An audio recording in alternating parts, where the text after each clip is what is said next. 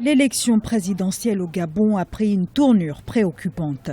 Quelques heures seulement après l'annonce de la réélection du président sortant, Ali Bongo Ondimba, la tension est à son comble. Les premiers incidents ont éclaté mercredi en milieu d'après-midi et dans la nuit de mercredi à jeudi à Libreville, la capitale. Des bérets verts de la garde républicaine ont pris d'assaut le quartier général de Jean Ping, le candidat de l'opposition. Son camp fait état de 2 victimes et de plusieurs blessés. L'Assemblée nationale a été brûlée, du moins une partie de l'Assemblée nationale a été brûlée. Également, au niveau de Port-Gentil, on annonce que l'aéroport, le nouvel aéroport international également a été brûlé. La radio, télévision Espoir, la radio et la télévision ont été également brûlées. Le plus gros magasin de la capitale, donc Mbolo, a été également saccagé.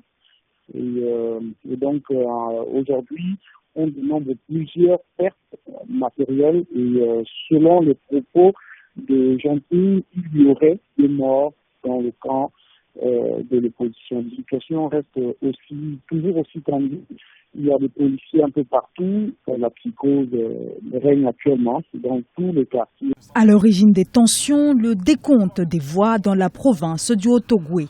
Dans cette province d'Ali Bongo Ondimba, le président y aurait recueilli plus de 95% des suffrages pour un taux de participation qui avoisinerait les 100%.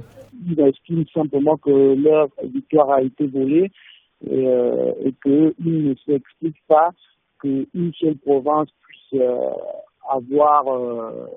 puisse être à l'origine du basculement des résultats. Donc ils estiment que jusqu'ici, l'opposition a toujours gagné les élections présidentielles, mais malheureusement ils n'ont jamais réussi à prendre le pouvoir. Les autorités gouvernementales ont assuré que cette opération au quartier général de Jean Ping visait avant tout les insurgés qui ont partiellement incendié l'Assemblée nationale quelques heures plus tôt et les habitants de la capitale restent quant à eux calfeutrés à leur domicile.